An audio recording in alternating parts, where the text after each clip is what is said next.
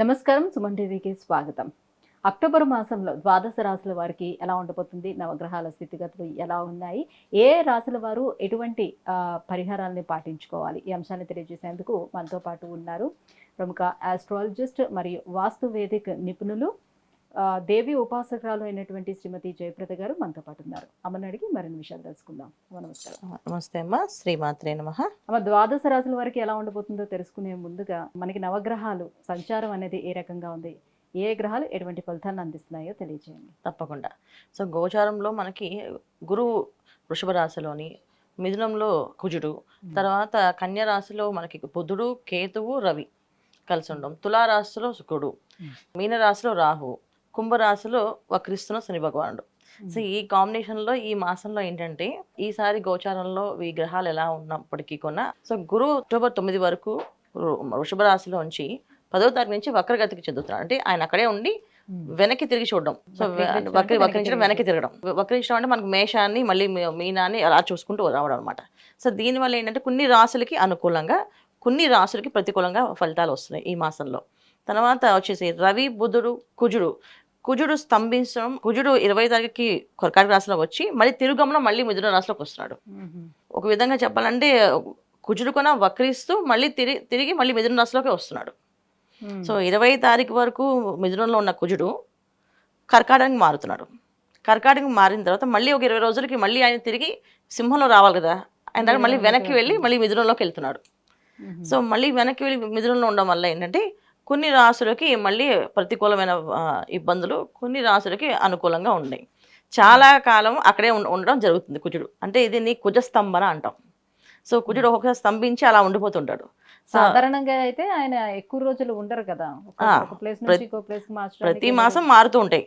మాసగ్రహాలన్నీ ఏంటంటే రవి కానీ, బుధుడు, కుజుడు, శుక్రుడు వీళ్ళు ప్రతి మాసము మారుతూ ఉంటారు. బుధుడైనా, శుక్రుడైనా, కుజుడైనా మారుతుంటారు.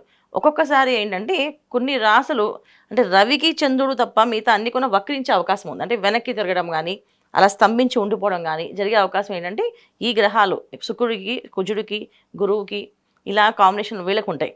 సో రవిచంద్రుడు ఎప్పుడు కూడా వక్రించారు, వాళ్ళు ముందుకే వెళ్తారు. ముందు గమనం కానీ వెనక అనేది రాదు. సో మిగతా రాశుల్లో మాత్రం ఈ ప్రభావం అనేది ఉంటుంది. అయితే ఈ ప్రభావం ఎప్పుడు దాకా ఉంటుంది అంటే ఒక్కొక్కసారి అవి చెప్పలేము అనమాట. అది స్తంభిస్తే అవి ఎక్కువ కాలం, సంవత్సర కాలం కూడా ఉండే అవకాశాలు ఎక్కువగా ఉంటాయి. అది కుజుడైనా, గురువు వక్రించినప్పుడు కూడా ఒక్కొక్కసారి రేపు గురువు వక్రించేది 119 రోజులు ఉంటున్నాడు ఆయన వక్రించి. సో ఈ 119 రోజులు అంటే దాదాపు మనకి 3 నెలలు 15 రోజుల పైనే, మనం 3 మాసాలు మనం చూసుకోవాలి. సో ఈ 3 మాసాల్లో కొన్ని రాశులకి అనుకూలమైన ఫలితాలు, కొన్ని రాశులకి ప్రతికూలమైన ఫలితాలు వస్తాయి గురువు వక్రించడం వల్ల. ఇప్పుడు గురువు ఉండడం వల్ల ఎటువంటి ఇబ్బందులు అయితే ఎదుర్కొంటున్నామో అలాగే కుజు స్తంభన కూడా అలాంటి ఇబ్బందులే ఉన్నాయి. సో ఈ మాసంలో అది కూడా జరుగుతుంది కనుక కొన్ని రాశులు వాళ్ళకి అనుకూలంగా, కొన్ని రాశులు ప్రతికూలంగా ఇబ్బంది పడే అవకాశం ఉంది. సో కుజుడు స్తంభించడం దాదాపు మనం లెక్క వేసుకుంటే 119 రోజులు గురువు అనుకుంటే కుజుడు ఇంకా ఎక్కువే ఉన్నారు. వచ్చే ఏడాది వరకు మే, జూన్ వరకు ఆయన అక్కడే స్తంభించినట్టుగా కనిపిస్తున్నాయి మిథునంలోనే. సో దానివల్ల చాలా వరకు ఇబ్బందులు పడే అవకాశం ఎక్కువగా ఉంది. సో ముఖ్యంగా మిథున రాశి వాళ్ళకి ఇబ్బందిగా ఉంటుంది. సారి గోచార ఫలితాలు మనకి కొంతమందికి మేలు జరగచ్చు, కొంతమందికి కీడు జరగచ్చు, కొంతమందికి అదృశ్య యోగాలు, రాజయోగాలు రావచ్చు.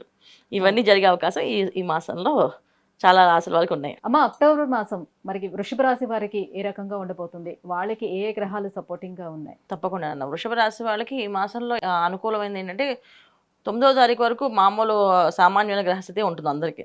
అన్ని మాసంలో ఉన్నట్టు వీళ్ళకి ఆర్థికపరమైన ఇబ్బందులు, ఎప్పుడైతే గురువు వృషభ రాశిలో ఉన్నారో అప్పటి నుంచి వీళ్ళకి ఆర్థిక ఇబ్బంది అనేది ఎప్పుడూ ఉంది.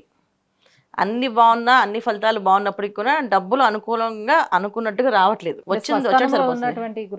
స్వస్థానంలో గురువు యోగించకపోవడం వల్ల వీళ్ళకి ఎప్పటి నుంచో ఆర్థికమైన ఇబ్బంది అనేది అలా ఉండిపోయింది. మిగతా అన్ని పనులు అవుతున్నా ఆ టైంకి డబ్బులు రావడం, ఆ టైంకి ఆ పని చేయడం, ఆ వచ్చే వరకు టెన్షన్ పడ్డము, ఆ టెన్షన్లోనే రావడము, తర్వాత తీర్చడం, ఇవి జరుగుతున్నాయి. అంటే ఒకసారి అప్పు చేయడం, దానికి వడ్డీ కట్టుకోవడం, మళ్ళీ దానికోసం మళ్ళీ అప్పు చేయడం, మళ్ళీ వడ్డీ కట్టడం, లేకపోతే కొంతమందికి అసలు డబ్బులు ఆ టైంకి రావడం. దైవానుగ్రహం అనేది బాగా పూజ చేసే వాళ్ళకి తప్ప మిగతా వాళ్ళకి కొన్ని ఇబ్బందులు ఎదుర్కొనే పరిస్థితి ఈ వృషభ రాశి వాళ్ళకి ఉంది. అయితే ఈ మాసం నుంచి వాళ్ళకి కొంచెం అనుకూలంగా మారే అవకాశం ఉంది. సో గురువు వక్రగతి చెందడం వల్ల వీళ్ళకి కొన్ని పనులు అనుకూలంగా మారుతున్నాయి. ఎంత అనుకూలంగా మారుతున్నాయి అంటే ఎప్పటి నుంచి రావాల్సిన పదవులు ఏవైతే ఉన్నాయో ఆ పదవులన్నీ వీళ్ళకి అనుకూలంగా మారే అవకాశం. అంటే జాబ్లో ప్రమోషన్స్, అనుకోండి. పదవులు అంటే మనకి ఈ రోజుల్లో ఏముంది, ఉద్యోగాల్లో ప్రమోషన్లు. సో మంచి కేటగిరీలో మంచి శాలరీతో జాబ్ రావడం కానీ, జాబ్ ఆఫర్లు రావడం కానీ, ఉద్యోగం దొరకలేని వాళ్ళకి ఉద్యోగం దొరకడం కానీ, ఉద్యోగం చేసే వాళ్ళకి ప్రమోషన్ రావడం కానీ, వ్యాపారాలకి కొన్ని లాభాలు చూడడం కానీ. 20వ తారీఖు నుంచి ఇంకొంచెం ఫలితాలు బాగున్నాయి. కుజుడు కూడా మారుతున్నాడు.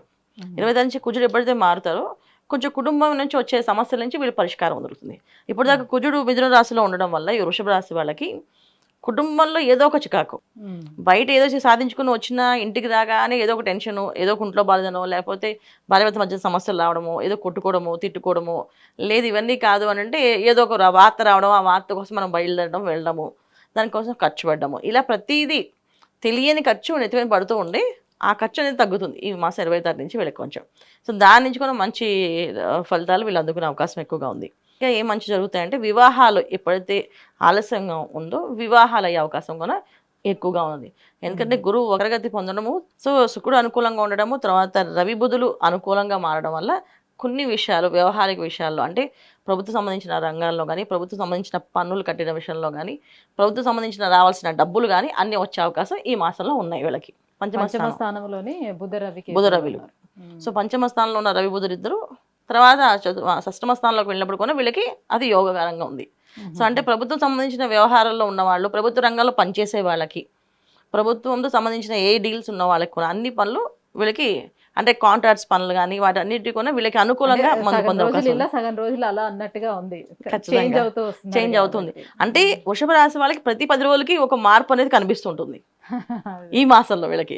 అంటే ఇప్పుడు దాకా ఏ మార్పు లేదు, ఆ ఎదుగు బొదుగు లేని జీవితం అలానే నడుస్తుంది, అది నడుస్తుంది, మేము అలా నడిపించుకుంటూ వెళ్తున్నాం అని అనుకునే వాళ్ళకి ఈ మాసంలో ప్రతి 10 రోజులకి ఒక్కొక్క చేంజ్ లైఫ్లో, అమ్మయ్య ఇది ఇది రిలీఫ్ అయింది. సో మేషంతో కంపేర్ చేసుకుంటే కొంచెం వృషభానికి కొంచెం అనుకూలం ఫేవర్గా కనిపిస్తుంది.